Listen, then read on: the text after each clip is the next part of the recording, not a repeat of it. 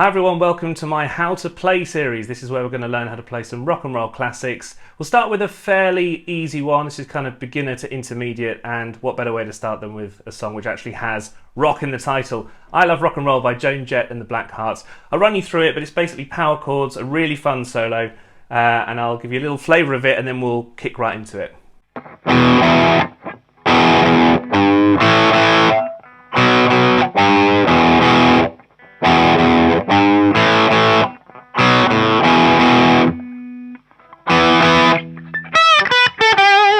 I tell you what, that bit is super hard as well, this. But I'll teach you how to do it without catching the strings and just the easy way to do it. So we'll start at the beginning, and you want to go for a power chord, E power chord to start with. I like to play them all with a downstroke on this because it gives it a bit more bite. Now you can play your power chord with the two fingers, but it's a lot easier with this one if you play it with your first finger fretted like that, and I'll explain why, because as the riff progresses you'll find that you really don't have to move too much. There's the 8 drum beats that come in.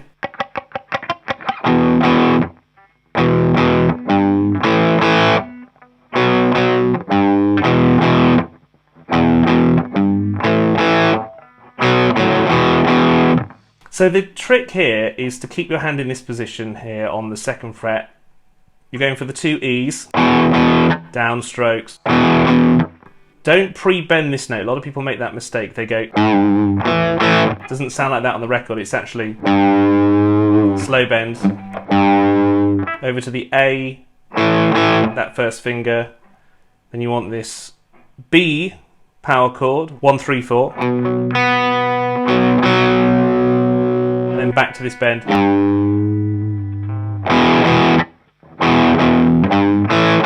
And you go back to that B shape, you take the first finger off. It's like a very AC/DC kind of vibe, that.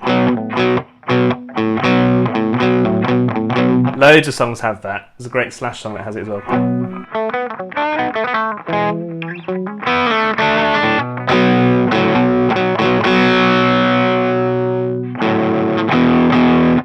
And then you jump up here to the halfway house. This is the higher E power chord on the 7th fret. And then you're into this little turnaround here, which is quite difficult to play correctly.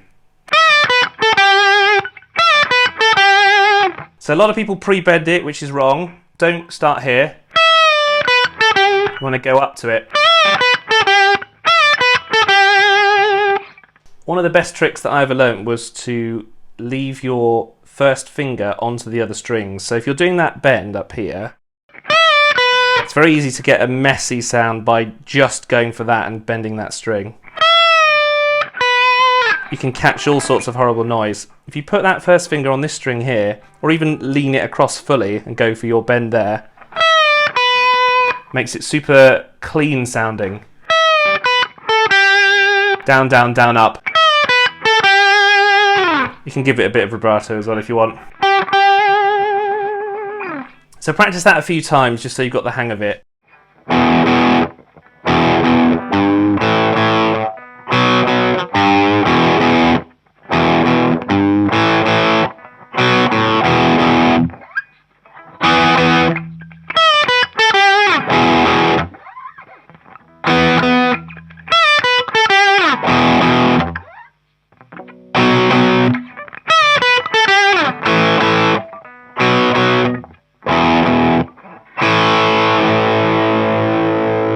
That is the most fun bit of the whole song, by the way. So you're going to grab the top end of the neck here with your right hand.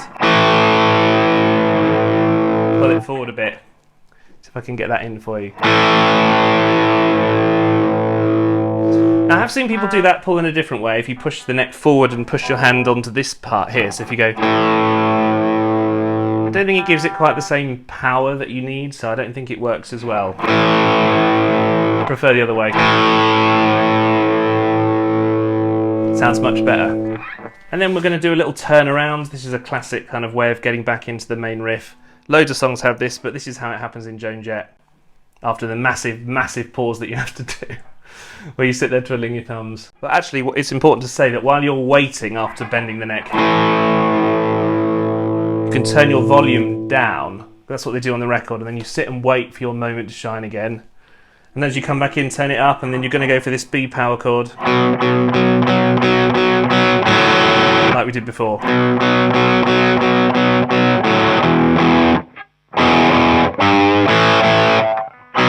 Stop.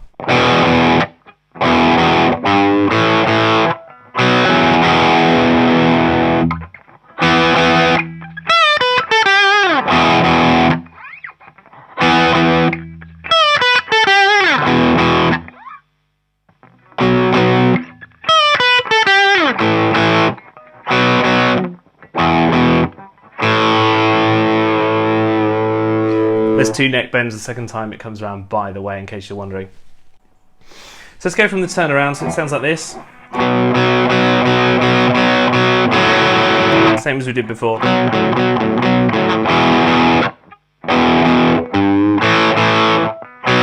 Stop.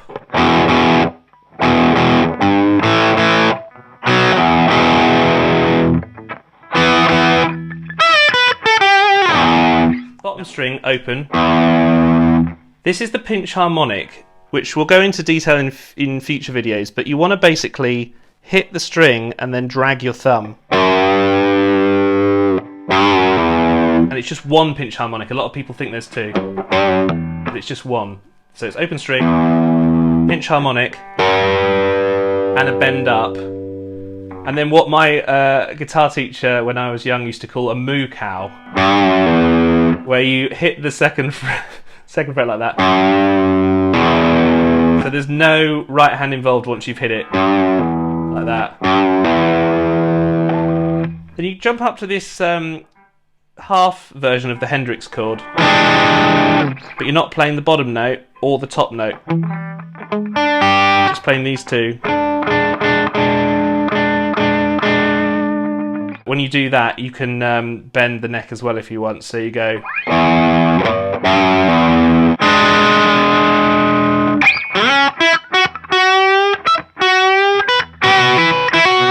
So you're going to slide up on your D string to the 11th fret with your 3rd finger. So.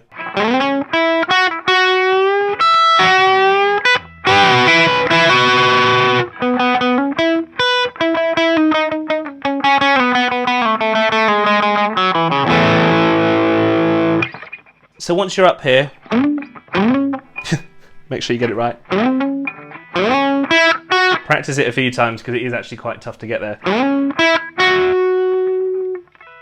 This 4th finger goes down here across the 12th fret of the B and the E, and you don't have to move it from that point, it's going to stay there. So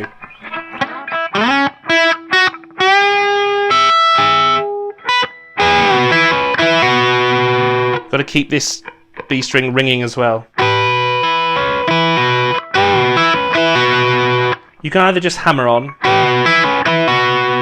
or you can put a little up pick in. I quite like it with the up pick because it gives it a bit more distinction.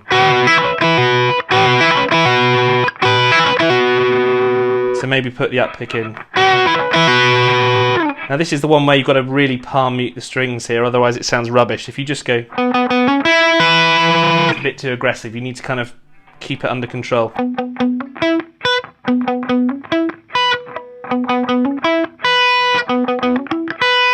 Now this is the most fun bit of the solo. It involves some alternate picking with the right hand, and this is basically the movement you're going to do.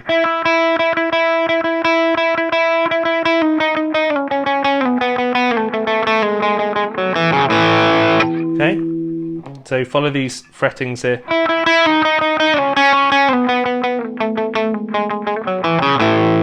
When you're doing this, by the way, the most important pick movement to remember, this is the hardest one, is this.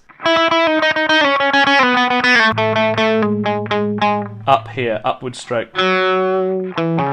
Sets you up nicely for the power chord again. You really want power chords to mostly be on the downward stroke. Gives it a bit more bite than the other way. It's also a bit top heavy when you play them upwards. So one more time for you.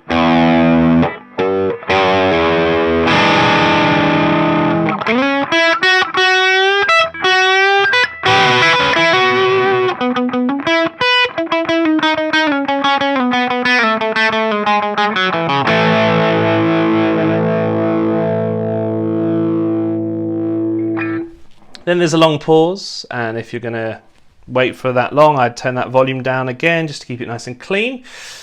And then the drums come back in with 3, and then you're going for a little turnaround here of the same opening riff. But remember the pauses, pauses, pauses, so it's like this.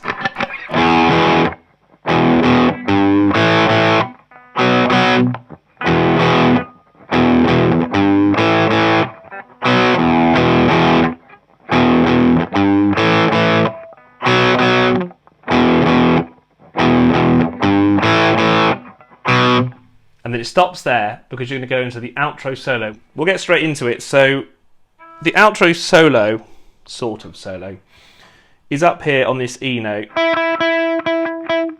You're looking for the 9th fret up here. I'm going to put your 3rd finger on it on this G string to make that E note. Lots of downs and ups. And every now and then you just throw in an 8th fret.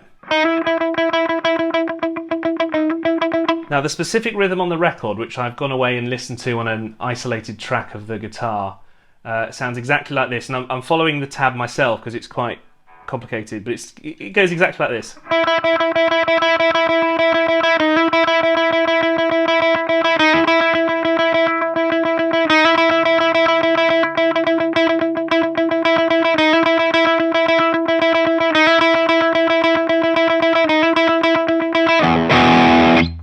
You want to hit that power chord right at the end, and I usually, for the last one, like to do it in the kind of original formulation because it's kind of over then, isn't it? Because you've made your way through your count,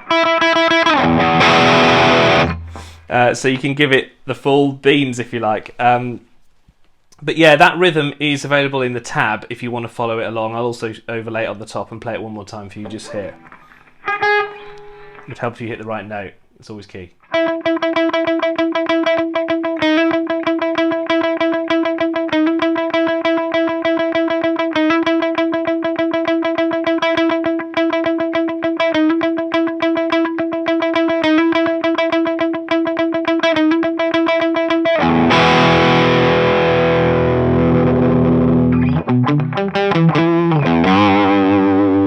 Very good. So that was how to play Joan Jett's I Love Rock and Roll Part 3. If you missed the first 2 parts, I don't know how you ended up here without running through from the beginning. Maybe you just really needed to know how the end solo went. But thanks for playing along. If you've enjoyed it and it's helped you in some way achieve your rock dreams, then do subscribe and we'll do some more videos. Give us a like as well, and don't forget that the tabs will be available in the link below. Just check it out.